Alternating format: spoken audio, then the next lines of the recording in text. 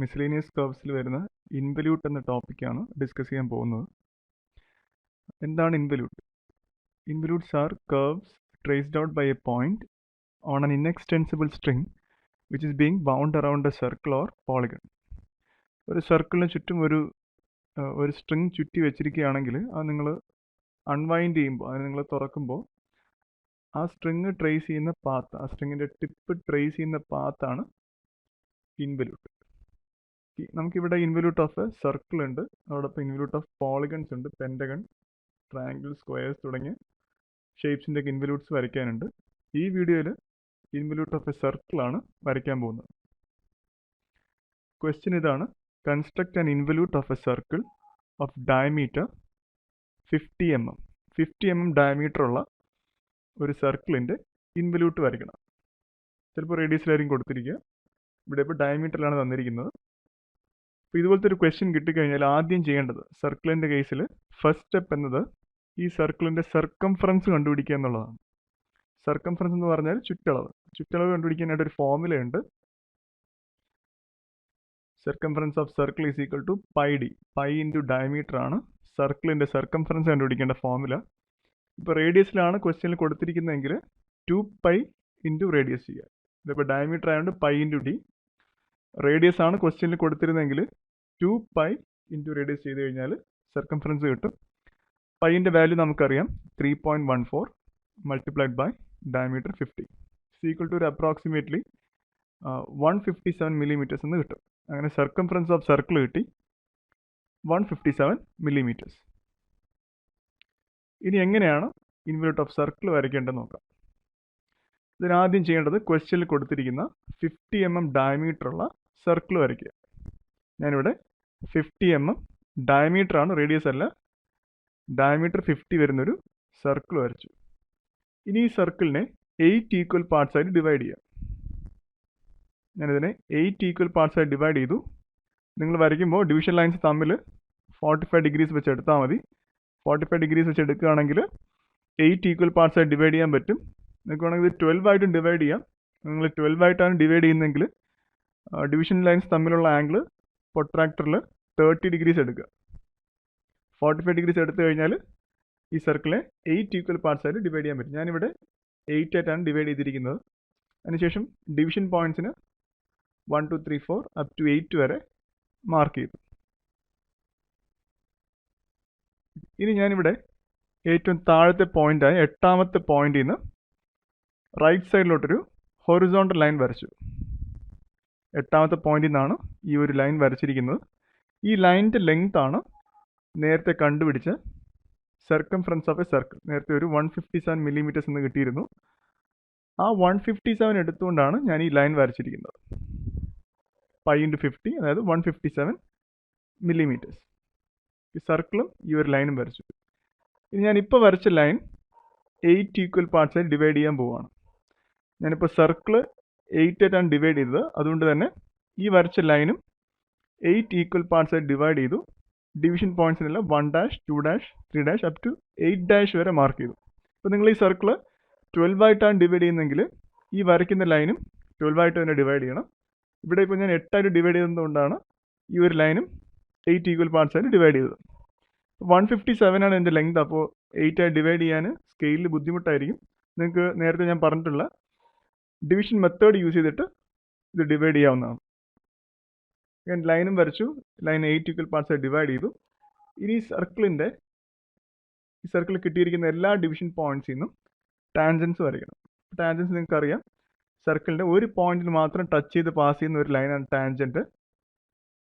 ഞാനിവിടെ 1ാമത്തെ പോയിന്റിൽ നിന്ന് ഒരു ടാൻജൻറ്റ് ലൈൻ വരച്ചു. ഈ ലൈൻ വരയ്ക്കുമ്പോൾ നിങ്ങൾ ശ്രദ്ധിക്കേണ്ടത്, 1ാമത്തെ പോയിന്റിൽ വരച്ചിരിക്കുന്ന ഈ ഒരു ഡിവിഷൻ ലൈൻ നിങ്ങൾക്ക് കാണാൻ പറ്റും. ഈ ഡിവിഷൻ ലൈനുമായിട്ട് 90 ഡിഗ്രി ക്രിയേറ്റ് ചെയ്യുന്ന രീതിയിൽ ഈ ടാൻജൻറ്റ് വരയ്ക്കുക, എങ്കിൽ കറക്റ്റായിട്ട് കിട്ടും. 1ഉം 5ഉം കണക്ട് ചെയ്യുന്ന ഡിവിഷൻ ലൈൻ ഉണ്ട്. ആ ലൈനുമായിട്ട് 90 ഡിഗ്രി ക്രിയേറ്റ് ചെയ്ത് 1ാമത്തെ പോയിന്റിൽ നിന്ന് ഈ ഒരു ലൈൻ വരയ്ക്കുക. ഇതായിരിക്കും സർക്കിളിൻ്റെ ഒരു ടാൻജൻറ്റ്. ഇതുപോലെ എല്ലാ പോയിന്റ്സിൽ നിന്നും ടാൻജൻസ് വരയ്ക്കുക. ഇതുപോലെ 90 ഡിഗ്രി ക്രിയേറ്റ് ചെയ്യുന്ന ടാൻജൻസ് ഞാനിവിടെ എല്ലാ പോയിന്റ്സിൽ നിന്നും വരച്ചു. 1 2 3 4 5 6 7 8. ഈ 8ാമത്തെ പോയിന്റിൽ നിന്ന് വരച്ച ടാൻജൻ്റ് ആണ് തുടക്കത്തിൽ വരച്ച ലൈൻ. അതിനെയാണ് നമ്മളിവിടെ 8 ഈക്വൽ പാർട്സ് ആയിട്ട് ഡിവൈഡ് ചെയ്തിരിക്കുന്നത്. അങ്ങനെ ഇവിടെ 8 ടാൻജൻ്റ് കിട്ടിയിട്ടുണ്ട്. ഇനി ചെയ്യേണ്ടത് നിങ്ങൾ കോമ്പസ് എടുക്കുക. ഇൻവല്യൂട്ട് സ്റ്റാർട്ട് ചെയ്യുന്ന പോയിന്റ് ഈ സർക്കിളിൻ്റെ ഏറ്റവും താഴത്തെ പോയിന്റായ ഈ 8ാമത്തെ പോയിന്റാണ്.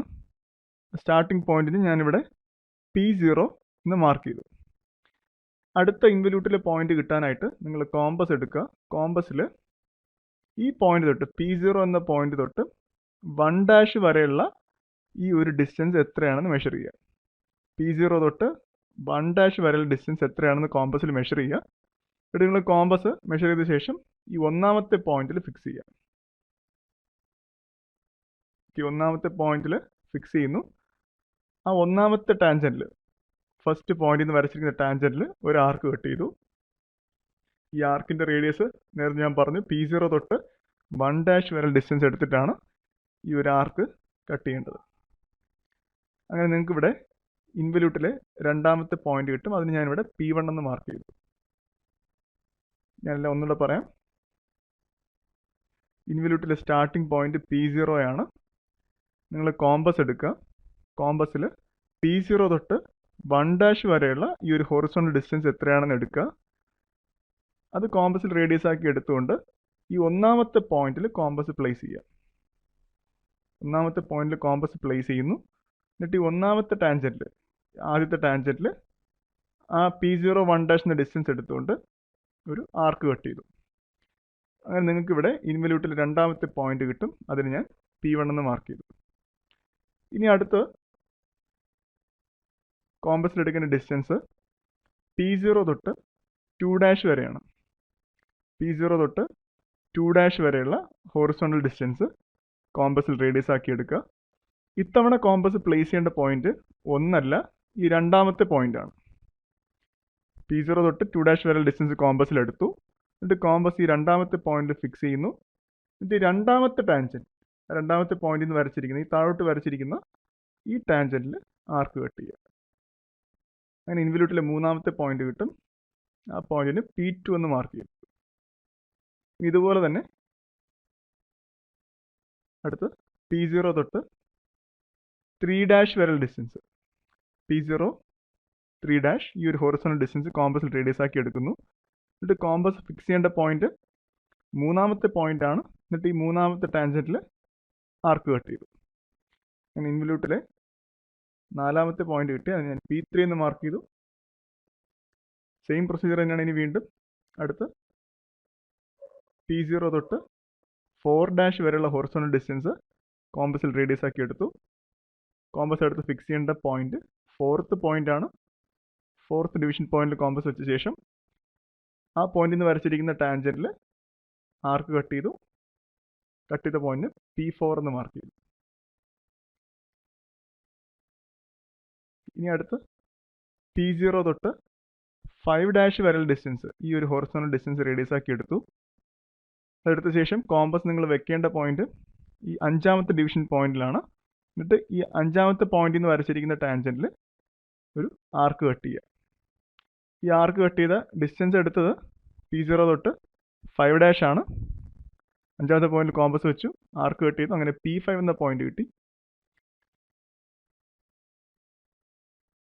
അടുത്ത് P0 തൊട്ട് 6' വരെയുള്ള ഇത്രയും ഹൊറിസോണ്ടൽ ഡിസ്റ്റൻസ് കോമ്പസിൽ നിങ്ങൾ റേഡിയസ് ആക്കി എടുക്കുക. കോമ്പസ് എന്നിട്ട് വെക്കേണ്ടത് ഈ 6ാമത്തെ ഡിവിഷൻ പോയിന്റിലാണ്. അവിടെ കോമ്പസ് ഫിക്സ് ചെയ്ത ശേഷം 6ാമത്തെ പോയിന്റിൽ നിന്ന് വരച്ചിരിക്കുന്ന ടാൻജന്റിൽ ഒരു ആർക്ക് കട്ട് ചെയ്തു. കട്ട് ചെയ്ത പോയിന്റ് P6 എന്ന് മാർക്ക് ചെയ്തു. ഇനി വീണ്ടും P0 തൊട്ട് 7' വരെ ഡിസ്റ്റൻസ് P0 to 7' ഈ ഒരു ഹൊറിസോണ്ടൽ ഡിസ്റ്റൻസ് കോമ്പസിൽ റേഡിയസ് ആക്കി എടുത്തു. ഇപ്രാവശ്യം കോമ്പസ് ഫിക്സ് ചെയ്യുന്ന പോയിന്റ് നിങ്ങൾ കോമ്പസ് വെക്കേണ്ട പോയിന്റ് 7th ഡിവിഷൻ പോയിന്റ് ആണ്. ഇവിടെ കോമ്പസ് വെച്ച ശേഷം 7ാമത്തെ പോയിന്റിൽ നിന്ന് വരച്ചിരിക്കുന്ന ഈ ഒരു ടാൻജന്റിൽ ആർക്ക് കട്ട് ചെയ്യുക.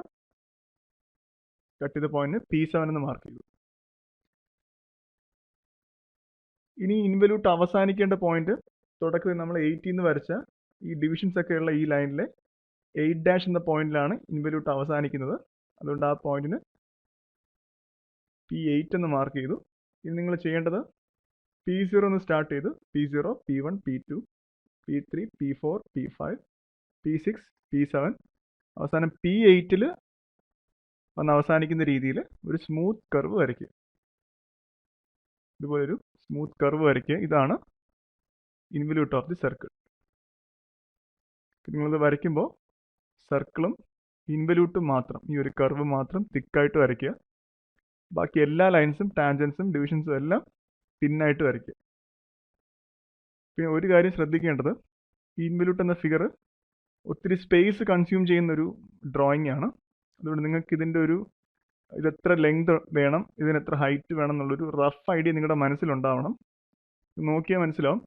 ഈ ഫിഗറിനെ വരയ്ക്കാനായിട്ട് ആവശ്യമായ ലെങ്ത്, ടോട്ടൽ ലെങ്ത് നോക്കുകയാണെങ്കിൽ ഈ P0 തൊട്ട് 8' വരെയുള്ള ഡിസ്റ്റൻസ് 5 × 50 ആണ്, അല്ലെങ്കിൽ അപ്രോക്സിമേറ്റ്ലി 157 മില്ലിമീറ്റേഴ്സ് ആയിരിക്കും. അതുപോലെ തന്നെ ഈ P0യുടെ അതേ ലെവൽ വരുന്നതാണ് ഈ ഫോർത്ത് പോയിന്റ്. ഫോർത്ത് പോയിന്റ് തൊട്ട് ലെഫ്റ്റ് എൻഡിൽ വരുന്ന, ഈ ഡ്രോയിങ്ങിൻ്റെ ലെഫ്റ്റ് എൻഡിൽ വരുന്ന P4 എന്ന പോയിന്റ് വരെയുള്ള ഡിസ്റ്റൻസ് എന്ന് പറയുന്നത് ഈ ഒരു ലൈൻ്റെ P0 8' എന്ന 157 mm ലെങ്ത് വരുന്ന ലൈൻ്റെ പകുതിയാണ്. അത് അറൗണ്ട് ഒരു 80 എന്ന് വേണമെങ്കിൽ എടുക്കാം. അങ്ങനെ ഒരു 157 + 80 ഒരു 237 മില്ലിമീറ്റേഴ്സ് അല്ലെങ്കിൽ 23.7 സെൻറ്റിമീറ്റേഴ്സ് ആണ് ഇൻവല്യൂട്ട് വരയ്ക്കാൻ വേണ്ട, ഈ ഒരു ഫിഗർ വരയ്ക്കാൻ വേണ്ട ടോട്ടൽ ലെങ്ത്. അതിൻ്റെ കൂടെ പ്ലസ് ഒരു 20 കൂടെ ആഡ് ചെയ്യുക. അപ്പോൾ അറൗണ്ട് ഒരു 257, 260, അപ്പോൾ ഒരു 26 സെൻറ്റിമീറ്റേഴ്സ് ആണ് ഇൻവല്യൂട്ട് പ്രോപ്പറായിട്ട് വരയ്ക്കാൻ വേണ്ട ലെങ്ത്. അതോടൊപ്പം ഇത് വരയ്ക്കാൻ ആവശ്യമായ ഹൈറ്റും നോക്കിയാൽ മനസ്സിലാവും. ഈ 8ാമത്തെ പോയിന്റ് തൊട്ട്, അല്ലെങ്കിൽ ഈ 6ാമത്തെ പോയിന്റ് തൊട്ട്, 6 തൊട്ട് P6 എന്ന ഈ ഒരു പോയിന്റ് വരെയുള്ള ഈ ഒരു ഹൈറ്റ് എന്ന് പറയുന്നത് P0 തൊട്ട് 6' വരെയുള്ള ഡിസ്റ്റൻസ് ആണ്.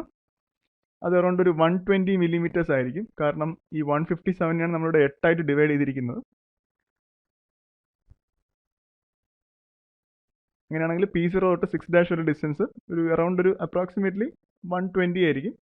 എന്നിട്ട് ഈ 6 തൊട്ട് ഈ ഒരു P2 എന്ന പോയിന്റ്, അല്ലെങ്കിൽ 6ൻ്റെ അതേ ലെവലിൽ വരുന്നതാണ് ഈ 2ാമത്തെ ഡിവിഷൻ പോയിന്റ്. അത് തൊട്ട് P2 വരെ ഡിസ്റ്റൻസ് അറൗണ്ട് ഒരു 40 ആയിരിക്കും. അപ്പോൾ 120 + 40 ഒരു 160. അതായത് നമ്മൾ ഈ വരച്ചിരിക്കുന്ന തുടക്കത്തിൽ 8ാമത്തെ പോയിന്റിൽ നിന്ന് വരച്ച ഈ ലൈൻ്റെ ലെങ്ത് തന്നെയാണ്. 157, 160 mm തന്നെയാണ് ഇൻവല്യൂട്ട് വരയ്ക്കാൻ വേണ്ട ഹൈറ്റ്. ലെങ്ത് അറൗണ്ട് ഒരു 26 വേണ്ടി വരും, 260 mm. അപ്പോൾ നിങ്ങൾ വരയ്ക്കുന്നതിന് മുമ്പായിട്ട് ഇൻവല്യൂട്ടിന് വരയ്ക്കാൻ ആവശ്യമായ ഇതിന് ടോട്ടൽ സ്പേസ് എത്രയാണെന്നുള്ളതിൻ്റെ ഒരു റഫ് ഐഡിയ ഉണ്ടാവണം. അല്ലെങ്കിൽ നിങ്ങൾ വരച്ചു തുടങ്ങുമ്പോഴേക്കും ചിലപ്പോൾ നിങ്ങൾ ഡ്രോയിങ് ഷീറ്റിൻ്റെ പുറത്ത് പോകാൻ ചാൻസ് ഉണ്ട്. അപ്പോൾ എത്ര സ്പേസ് വേണം തുടക്കത്തിലേ നിങ്ങളൊന്ന് ഫിക്സ് ചെയ്തതിന് ശേഷം വരയ്ക്കുക. Okay, thank you.